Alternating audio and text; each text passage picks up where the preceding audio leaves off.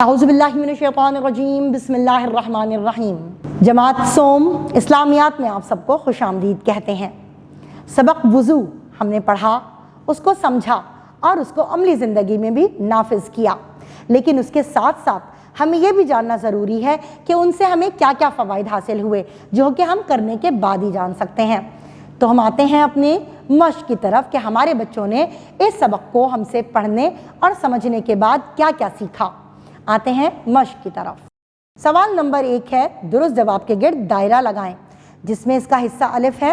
وضو کے لفظی معنی ہے، آپ سب کو یاد ہونا چاہیے، وضو کا لفظی معنی روشن، روشن کے ہیں، شاباش۔ وضو شروع کرنے سے پہلے پڑھنا چاہیے، میں نے آپ سب کو بتایا تھا وضو شروع کرنے سے پہلے ہمیں بسم اللہ الرحمن الرحیم پڑھنی چاہیے، تو اس کا نام کیا ہے جی؟ تسمیہ۔ شاباش بچوں، تسمیہ کہتے ہیں ہم بسم اللہ پڑھنے کو۔ نماز کی شرط ہے، نماز کی شرط ہے وضو کرنا۔ سوال نمبر 2 جس کے ذخیرہ الفاظ ہیں اور ان کی مدد سے ہم نے خالی جگہوں کو پر کرنا ہے، اور وہ 5 الفاظ ہیں: گناہ، 4 وضو، امت، کلمہ شہادت۔ نمبر 1، نماز ادا کرنے سے پہلے ڈیش کیا جاتا ہے، وضو کیا جاتا ہے۔ نمبر 2، وضو حضرت محمد رسول اللہ خاتم النبیین صلی اللہ علیہ وعلی آلہ واصحابہ وسلم کی ڈیش کی نشانی ہے، امت کی نشانی ہے۔ نمبر 3، وضو کرنے سے انسان کے ڈیش دھل جاتے ہیں، گناہ دھل جاتے ہیں۔ وضو کرنے کے بعد ڈیش پڑھنا چاہیے، کلمہ شہادت۔ دیے ہوئے سوالات کے مختصر جواب لکھیے۔ نمبر 1، وضو کے لفظی معنی اور مفہوم تحریر کریں۔ تو بچوں اس کا جواب آپ کو صفحہ نمبر 29 یعنی کہ 29 پر ملے گا۔ پہلا کہ وضو کے لفظی معنی روشن کے ہیں، اور دین اسلام میں وضو سے مراد پاک صاف ہونے کی نیت سے جسم کے مختلف حصوں کو ایک خاص ترتیب سے دھونا ہے۔ نمبر 2، وضو کب کیا جاتا ہے؟ جی پیارے بچوں، اس کا جواب اسی لائن کے نیچے آپ کو ملے گا کہ نماز پڑھنے اور دیگر اسلامی عبادات سے پہلے طہارت و پاکیزگی حاصل کرنے کے لیے وضو کیا جاتا ہے۔ سوال نمبر 3، وضو کرنے کے کوئی سے 3 فائدے تحریر کریں۔ تو وضو کرنے کے تو کتنے فائدے ہیں، اس کا سوال کا جواب آپ کو ملے گا صفحہ نمبر 30 یعنی کہ 3030 پر۔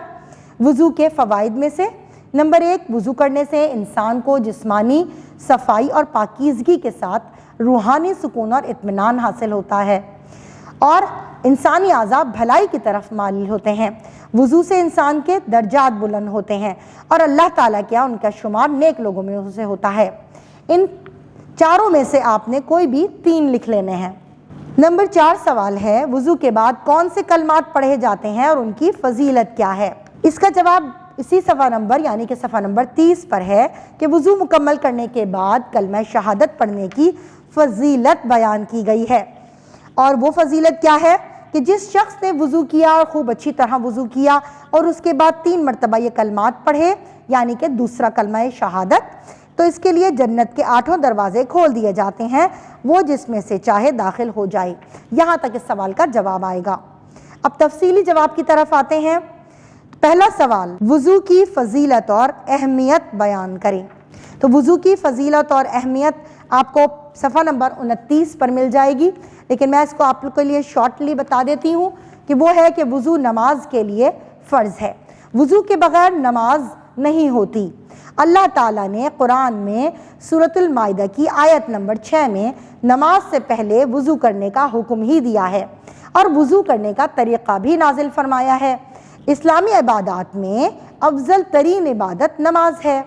آپ صلی اللہ علیہ وآلہ وسلم نے فرمایا، تم میں سے بغیر وضو کسی شخص کی نماز قبول نہیں ہوتی جب تک وہ وضو نہ کر لے۔ تو وضو اللہ تعالیٰ کی محبت کا سبب ہے۔ وضو حضرت محمد رسول اللہ صلی اللہ علیہ وعلی آلہ واصحابہ وسلم کی امت کی نشانی ہے، گناہوں اور غلطیوں کا کفارہ ہے، جس سے انسان کے درجات بلند ہوتے ہیں، اور اللہ کے انسانوں کا شمار نیک لوگوں میں ہوتا ہے۔ اس کے بعد سوال نمبر 2 آتا ہے، وضو کے 5 آداب تحریر کریں۔ اس کا سوال کا جواب آپ کو صفحہ نمبر 31 پر مل جائے گا کہ وضو کے آداب ہیں جو کہ ان میں سے آپ نے صرف 5 تحریر کرنے ہیں، اور وہ 5 آپ ان میں سے کوئی سا بھی تحریر کر سکتے ہیں، جیسے اونچی اور صاف جگہ پر بیٹھنا، قبلے کا طرف رخ کرنا، دنیاوی بات چیت نہ کرنا، کم سے کم پانی بہانا، دائیں ہاتھ سے کلی کے لیے منہ اور ناک میں پانی ڈالنا، وضو شروع کرنے سے پہلے بسم اللہ الرحمن الرحیم پڑھنا، اور وضو کے بعد کلمہ شہادت پڑھنا۔ اس کے ساتھ ہی ہم آپ کو آپ کی سرگرمیاں بتا رہے ہیں کہ وضو کے 4 فرائض درج ذیل خانوں میں آپ نے تحریر کرنے ہیں، اور وضو کا عملی طریقہ اپنے والدین یا استاد محترم سے سیکھ کر اس پر عمل کرنا ہے۔ وضو کی اہمیت و فضیلت کے بارے میں مستند احادیث تلاش کر لائیں اور اپنے ساتھیوں کو بتائیں۔ ساتھ ہی اساتذہ کرام کے لیے رائے ہے کہ وضو کے جسمانی اور روحانی فوائد کے بارے میں طلبہ کو آگاہ کریں، طلبہ کو وضو کے آداب کے بارے میں تفصیل سے بتائیں، اور ان آداب کو ملحوظ رکھنے کی تلقین کریں، وضو کی سنتیں بھی بتائیں۔ جی میرے پیارے بچوں، آپ سب نے یہ بات سیکھی کہ وضو نماز کی بنیادی شرط ہے، اور قرآن مجید کو بھی ہاتھ لگانے سے پہلے وضو کرنا بہت ضروری ہے، کیونکہ یہ اس کے ادب و احترام کا تقاضا بھی ہے، اور ہماری جسمانی صفائی بھی ہے، پاکیزگی بھی ہے، تو یہ ہم سب کے لیے بہت ضروری ہے۔ صحیح طور پر، صحیح طریقے سے اور احترام کے ساتھ وضو کرنا سیکھیں، اپنے چھوٹے بہن بھائیوں کو سکھائیں، اور ساتھ ساتھ نماز کی تیاری بھی کریں۔ اسی پیاری بات کے ساتھ ہم آپ سے اجازت طلب کرتے ہیں اور ملتے ہیں نئی روشنی کے ساتھ۔ السلام علیکم۔